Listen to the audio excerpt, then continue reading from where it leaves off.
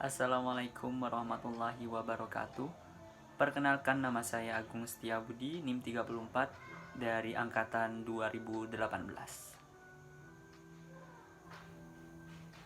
Perkenalkan, nama saya Tantri Eka Wardani, NIM 18 0321 100036. Perkenalkan, nama saya Ahmad Ubaidillah, bisa dipanggil Ubed, NIM 19 032 11 0056. Perkenalkan, nama saya Maulina Fatih Alia Zafi, NIM 61 dari Angkatan Agribisnis tahun 2019. Baik, saya sebagai pemateri pertama ingin menjelaskan tentang pengertian perencanaan karir. Istilah dari perencanaan karir terdiri atas dua kata, yaitu perencanaan dan karir. Dari istilah dari perencanaan yaitu merencanakan menurut KBBI 200-2946. Untuk kata karir menurut Berdin dan Russell 2013 adalah persepsi, sikap pribadi dan perilaku seseorang yang terkait dengan aktivitas-aktivitas dan pengalaman-pengalaman dalam rentan perjalanan pekerjaan seseorang. Nah, secara umum tahapan perjalanan karir seseorang terdapat dikelompokkan ke dalam 5 tahapan. Yang pertama, dalam tahap pertumbuhan dialami oleh mereka yang berusia di bawah 15 tahun. Tahap ini diakhiri dengan adanya konsep tentang minat dan kemampuan dalam mulai berpikir tentang alternatif keahlian. Terus yang kedua, dalam usia 15 sampai 24 tahun seorang berada dalam tahapan penjajakan. Dalam usia ini mereka mulai menggali beberapa keahlian secara serius dan mulai mencoba untuk bekerja. Terus yang ketiga, pada usia 25 sampai 44 tahun. Nah, seorang berada dalam tahap ini, mereka secara terus-menerus melakukan pengujian terhadap kemampuan yang dimilikinya dan mencoba untuk melakukan pekerjaan yang sesuai dengan minat dan bakatnya. Terus yang keempat, dari usia 45 tahun sampai 65 tahun. Seseorang atau manusia sudah berada dalam tahapan pemeliharaan, yang artinya ia tidak lagi akan berusaha untuk mencari pekerjaan yang baru, melainkan akan mempertahankan pekerjaannya yang sekarang. Terus yang kelima, dari usia 60 tahun sampai usia lebih lanjut, seseorang sudah berada dalam tahap kemunduran, di mana seorang menghadapi prospek untuk harus menerima keadaan menurut level kekuasaan. Pertama, saya akan menjelaskan tentang ruang lingkup perencanaan karir. Ruang lingkup perencanaan karir merupakan bagian yang sangat penting karena menentukan dinamika organisasi atau perusahaan. Untuk memanajemen sumber daya manusia, ruang lingkup perencanaan karir menurut Mortoyo ada dua. Yang pertama, perencanaan jenjang jabatan atau pangkat karyawan. Yang kedua, perencanaan tujuan organisasi atau perusahaan. Hal kedua tersebut tidak dapat dipisahkan satu sama lain karena keduanya saling berkaitan. Baik, selanjutnya saya akan menjelaskan tentang manfaat perencanaan karir. Perencanaan karir sebagaimana telah diuraikan di atas, jelas sangat bermanfaat tidak hanya bagi para karyawan ataupun anggota organisasi dalam pelaksanaan tugasnya, tetapi juga bermanfaat bagi organisasi secara keseluruhan. Nah, di sini terdapat 5 manfaat menurut Sinambela dapat diperoleh dengan adanya perencanaan karir yang diterapkan organisasi, yaitu sebagai berikut. Yang pertama, membantu pengembangan sumber daya manusia dalam organisasi dengan mencatat berbagai informasi terkait kemampuan dan prestasi pegawai sehingga bisa digunakan secara objektif untuk keputusan promosikan pegawai yang berprestasi. Terus yang kedua, mendorong loyalitas dan komitmen pegawai pada organisasi dan memperkecil ketidakpuasan yang berujung pada keluarnya pegawai dari organisasi. Terus yang ketiga, pegawai mengoptimalisasikan kemampuannya.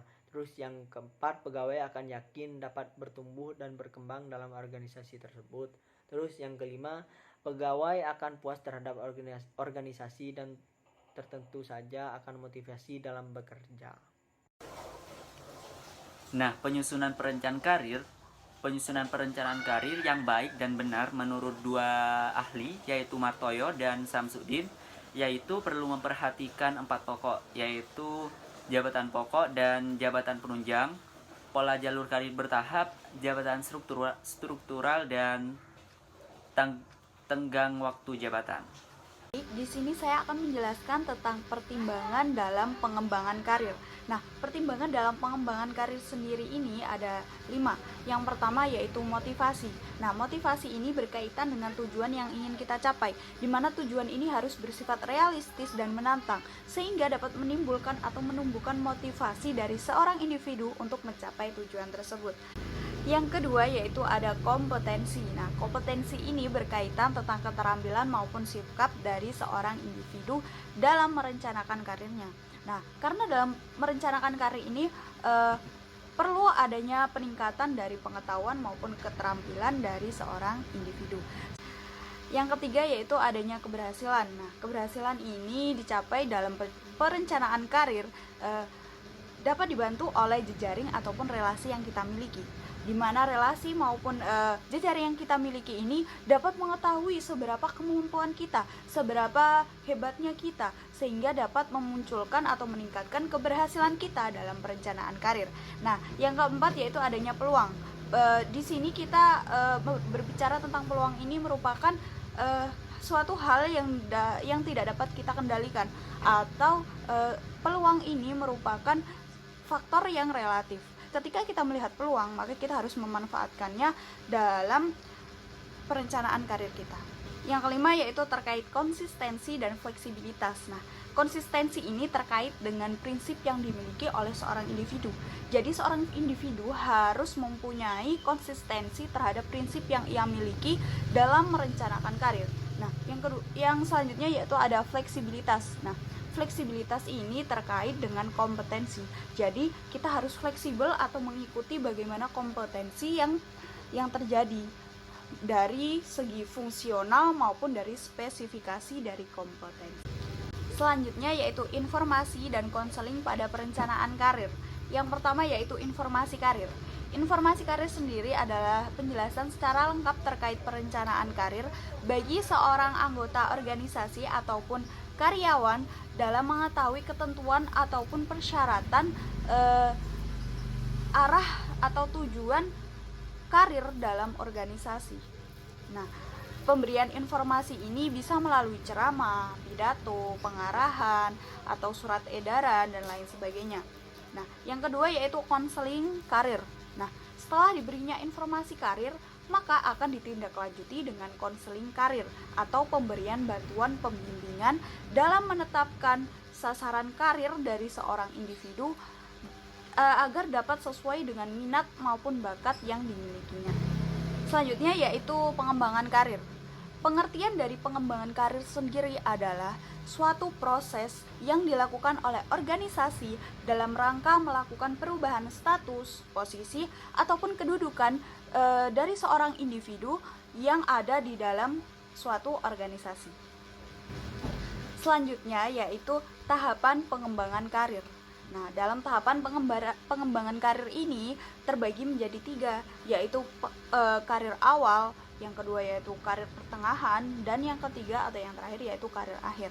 Nah, yang pertama yaitu karir awal. Nah, karir awal ini merupakan proses masih dalam pembentukan, sehingga di situ terjadi penekanan terhadap tugas yang ia peroleh agar terjamin dan terpenuhi kebutuhan di awal pekerjaannya. Yang kedua yaitu karir pertengahan.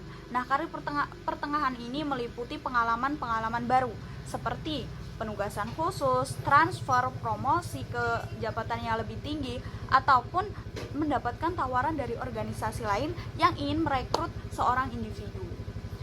Lalu selanjutnya yaitu karir akhir. Nah, karir akhir ini nanti akan ada pemberian pelatihan kepada penerus ataupun individu yang akan nantinya dijadikan penerus dari suatu organisasi. Adapun juga ada pengurangan beban kerja karena individu sudah melewati usia kerja. Pengembangan karir individual ada 6, yaitu yang pertama prestasi kerja, yaitu kemajuan suatu karir akan dipengaruhi oleh prestasi kerja, yakni dilihat dari perkembangan kemajuan dan prestasi dari setiap individu. Yang kedua ada exposure, yang artinya dengan exposure suatu individu akan lebih banyak dikenal orang yang ingin melakukan promosi dengan individu itu tersebut. Exposure dapat dilihat dari prestasi laporan tertulis dari setiap pekerjaan yang dilakukan oleh individu tersebut. Yang ketiga ada permintaan berhenti, yaitu merupakan cara setiap individu untuk mencapai sasaran atau target. Nah, di sini apabila individu merasa ada kecocokan yang lain dari pekerjaannya dan pekerjaan itu lebih menjanjikan, maka individu itu boleh mencari pekerjaan yang lain. Yang keempat ada kesetiaan pada organisasional, yaitu kesetiaan organisasional dapat dilihat dari para sarjana atau pekerja baru yang memiliki harapan besar, namun sering kecewa dan jika tugas yang diberikan oleh atasan merasa berat dan mereka merasa bukan passionnya. Yang kelima ada mentor dan sponsor. Mentor adalah pembimbing karir karyawan atau melihat perkembangan karir karyawan lebih lanjut. Jika berhasil, suatu mentor akan menjadi sponsor mereka, di mana sponsor merupakan seseorang di suatu organisasi yang mampu menciptakan kesempatan pengembangan karir orang lain. Yang terakhir ada kesempatan untuk berkembang. Kesempatan untuk berkembang ini bisa dilakukan pada karyawan yang ingin meningkatkan kemampuan dalam pekerjaannya. Misalnya dapat dilakukan dengan pelatihan, kursus, dan penambahan gelar atau studi lebih lanjut. Nah, untuk pengembangan karir organisasional juga terdapat 6. Yang pertama ada pengembangan tenaga berbakat yang tersedia secara lebih efektif. Yang kedua ada kesempatan penilaian diri bagi setiap karyawan untuk memikirkan jalur karir selanjutnya. Yang ketiga ada pengembangan sumber daya manusia yang lebih pada setiap divisi. Yang keempat ada peningkatan kinerja melalui pengalaman atau pelatihan, magang, dan lain-lainnya. Yang kelima ada peningkatan loyalitas dan motivasi karyawan. Dan yang terakhir, memberikan kebutuhan dan pelatihan pada karyawan yang membutuhkan pelatihan itu tersebut.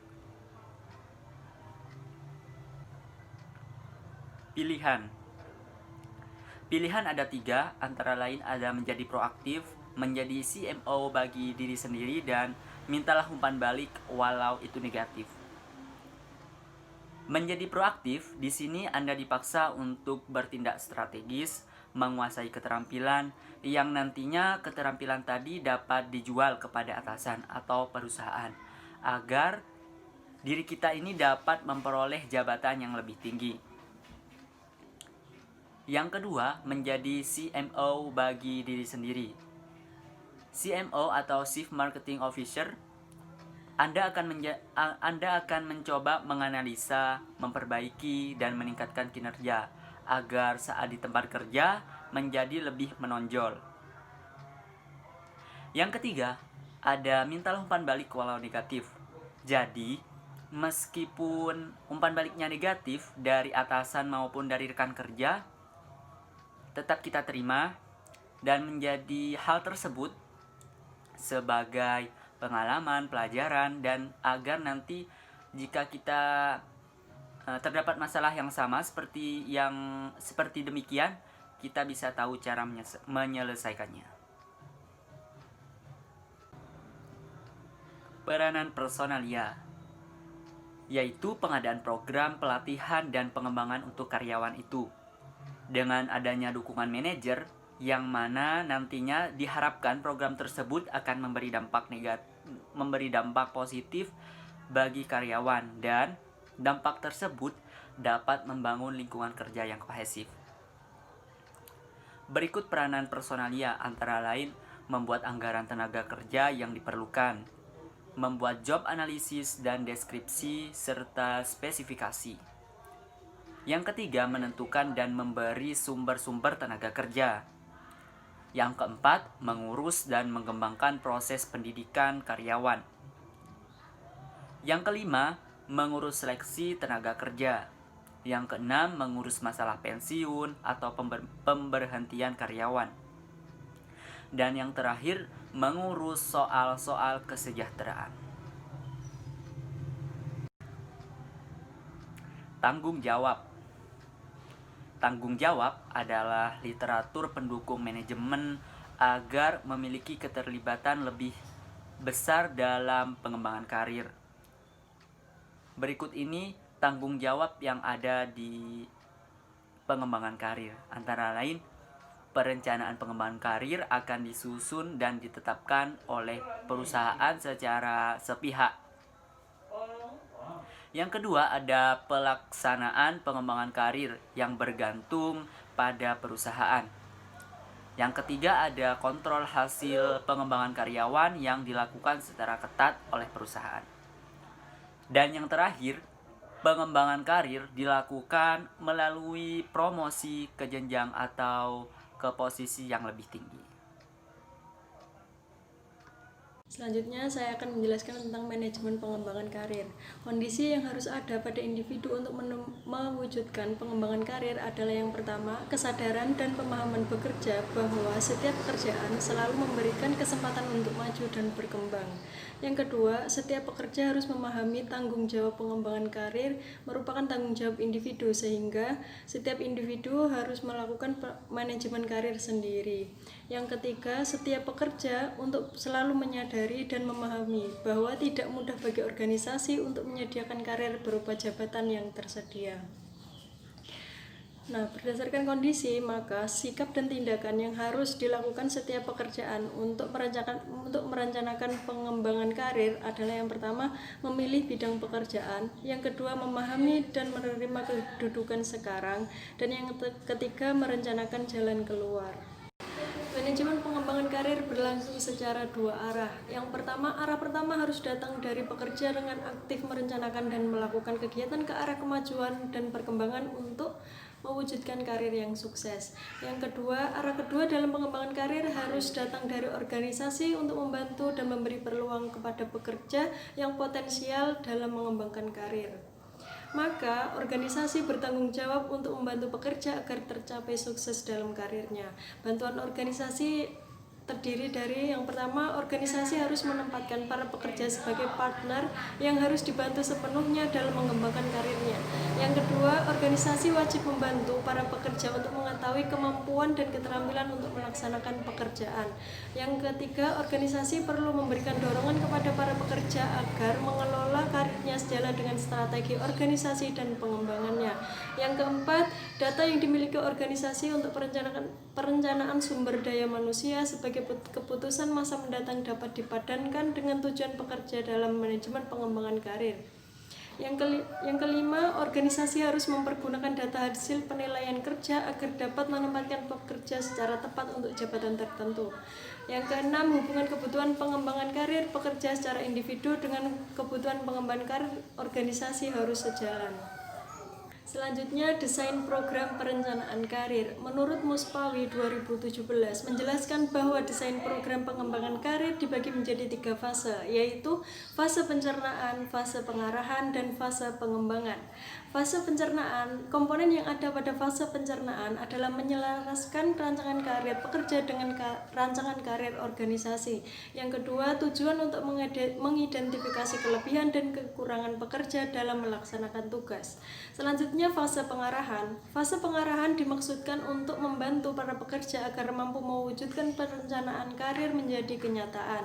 Komponen yang ada pada fase pengarahan adalah pengarahan dengan menyelenggarakan konseling karir. Yang kedua, pendekatan dengan menggunakan layanan informasi. Yang selanjutnya fase pengembangan.